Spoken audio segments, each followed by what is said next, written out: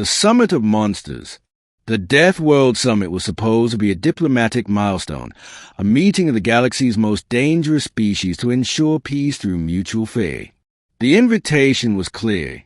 Only representatives from Death-class worlds may attend. That meant the predators, the toxin breathers, the acid-skinned nightmares, the apex of apexes. No one expected the humans to accept. The summit organizers nearly fainted when Earth replied, "We'll bring snacks." Arrival on Varun. Varun was a world so hostile that even its clouds could kill. The gravity was crushing, the storms lethal, and the local fauna made nightmares look polite. Every species wore full-body armor and environmental seals. Then the humans landed. They stepped out wearing sunglasses. No armor, no weapons, just relaxed grins and matching t-shirts that read, Deathworld Summit 4721, wish you were here. The delegation was led by Commander Elias Grant, who looked entirely too casual for a man stepping into a biosphere that liquefied steel. The alien host, a towering Dralketh with carapace armor thicker than starship hulls, stared in disbelief. "You came unprotected." Grant shrugged. "Your atmosphere's spicy, but we had worse." The shock of the council. The other species whispered furiously in their private channels. They breathe sulfur. They are walking in acid rain. One just took a selfie with a razor beast. The humans roamed the conference grounds like tourists on a beach vacation. One of them tried the local cuisine, a toxic fluid that melted utensils, and called it kinda tangy. When questioned about their lack of gear, the humans explained, smiling, "Our home planet has oceans that try to drown you, skies that throw lightning, animals that eat you, and weather that kills you if you forget a jacket. This feels like a weekend hike." The first incident. During the first session, the Vothak delegate, a being covered in venomous spines, brushed against a human by accident. Everyone froze. The poison could melt bone. The human, a biologist named Dr. Rivera, looked at the burn on her arm, hissed in pain, and calmly pulled out a small tube. She squeezed ointment onto the wound and muttered, "Remind me of jellyfish stings in Florida." The Vothak apologized, trembling. Dr. Rivera just grinned. "No worries. Builds immunity." That moment became legend. The debate of fear. The summit agenda was simple, to create a treaty banning the expansion of Deathworld species into peaceful territories. Humans listened patiently. Then Commander Grant stood and asked, "Define Deathworld species." The chair being, a translucent Sephiron, replied, "Worlds where survival demands constant violence." Grant nodded thoughtfully. "Then every world's a death world. You just got comfortable." The chamber fell silent. Even the air filters hummed nervously. He continued, "You fear your predators. We became ours." The demonstration. To prove humanity's peaceful adaptability, Grant presented a slideshow of Earth's wildlife. Each slide caused visible distress. "That's a shark," he said. "We swim with them." "That's a bear. We camp in their homes." "That's Australia." Half the room fainted. Then came the final slide, a mushroom cloud. And that's what happens when we get really mad.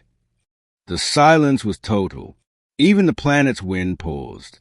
Grant ended the presentation with a friendly smile. "But don't worry, we brought cookies." Humanity's reputation grows. After the session, alien media exploded with panic.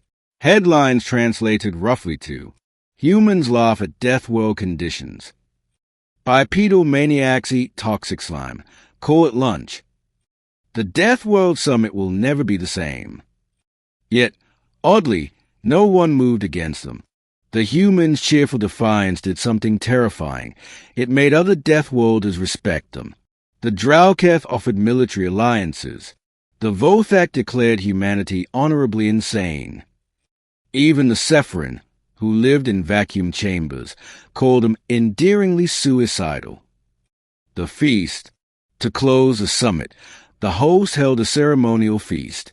Each species brought a dish from their world, most lethal to any other life form. The humans tried everything. They didn't die. When asked how, one replied, "You just got to boil it first." Then, in a show of goodwill, the humans prepared their own dish, something they called chili. They warned everyone it was spicy. No one listened. The first alien who tasted it screamed, shed its skin, and passed out. The second declared enlightenment. The third demanded seconds.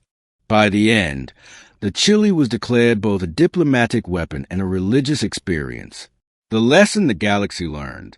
When the summit ended, a new rule was added to galactic law. Do not provoke or challenge humans in environments labeled hazardous. They will win by enjoying it. Commander Grant gave a closing speech, standing under twin suns that would have vaporized most species. "We came here not to conquer, but to understand. You call these death worlds. We call them home away from home." And with that, the humans boarded their shuttle, leaving behind confusion, fear, and awe. As their ship lifted off, one alien journalist muttered, "They didn't treat it like a summit." Her partner nodded. "They treated it like a barbecue." The aftermath. Months later, the Deathworld Summit became the galaxy's most watched broadcast. Humans were invited again, this time to teach survival tactics. The course name? Adaptability 101, How Not to Die Like a Human. Enrollment filled instantly, and across the stars, one phrase spread from world to world, whispered half in fear, half in admiration. Never invite humans to prove a point, unless you're ready to lose it. The legend of Earthkind. Long after, when new species joined the Concord, the story was still told. Once, the deadliest worlds met to boast of survival. They invited the humans, and the humans laughed. Because that was humanity's gift and curse, not strength, not power, but joy and defiance. Where others saw death, humans saw challenge.